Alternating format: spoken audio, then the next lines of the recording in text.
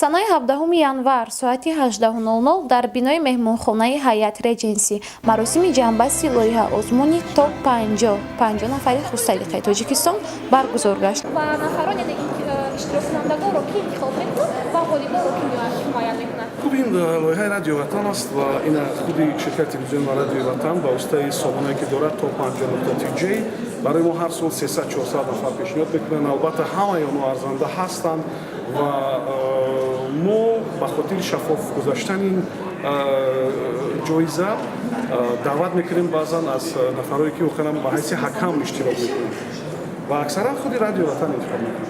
соли панҷум аст ки ин лоиҳа аз ҷониби Радиои Ватан гузаронида мешавад. Дар ин чорабинии пуршукӯҳ чеҳраҳои намоёни илму фарҳанг ва санъату ҳунари тоҷик ширкат варзида 50 нафар шахсиятҳои шинохта ки ба халқу ватан хизматҳои шоён карданд бо дипломи ғолиби озмуни 50 нафари хурсалиқа яъне топ 50 қадрдонӣ карда шуданд. ҳадаф дар базгузории ҷоизаи топ 50 мебинед ки нафарони бисёрам чеҳраҳои фарҳангӣ чеҳраҳои арзандаи таваҷҷӯҳ дар ин маҳфил иштирок доранд. барои онҳо аввалтар аз ҳама сипос бигӯем ва таваҷҷӯҳи ҷомеаро ба кору фаъолияти онҳо ҷалб кунем. воситаи ин маҳфил ба онҳо ҳам сипос гӯем ва ҳам онҳоро барои насли нав муаррифӣ кунем.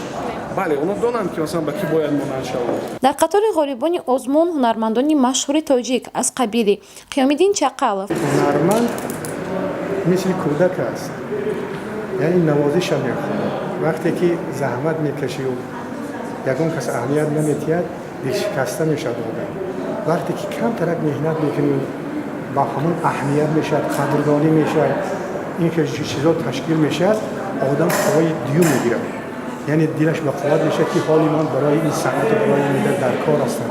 ҳоло моро истифода додан мумкин аст, чунки он 50-60 сола ки рӯи саҳна будем, ин чизе ки мо ҷамъ кардем барои насли ҷавон, барои ояндаи санъати мо бояд мо сарф кунем. мо бояд ба ҷавонот дасти ёрӣ дароз кунем. ҳошим Гадоев ва варзишгарони номдор Лоиқ Раҷабов ва Иқбол Тошев буданд ки ифтихори ҳар як тоҷику тоҷикистонӣ ба шумор мераванд. хабарнигори сомонаи Оила бо чанде аз меҳмонону ғолибони озмун ҳамсӯҳбат гашта таассуроташонро аз ин чорабинӣ бошукӯҳ пурсон шудам. Мне кажется, это премия престижа, премия общественного признания, когда возможно сказать спасибо тем людям, которые украсили жизнь нашей страны, да, во многих сферах. Поэтому я думаю, такие премии нужны, потому что разве плохо сказать лишний раз спасибо тем людям, которые делают свою работу профессионально. Спасибо вам большое и спокойно. ман бисёр ҳарф намезанам, фақат як калима мегӯям. ташаккур. бози мо барои ҳамаи меҳмонон барои чи як рақси дуюм дар талант рақс карда будем.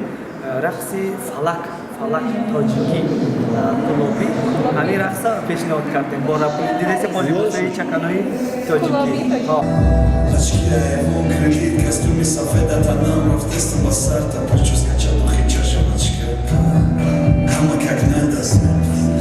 Казачок на скрой модный тукай бочина магизала миша магаракон казгабду габал гочина фора мои фасл гертай чаканда таната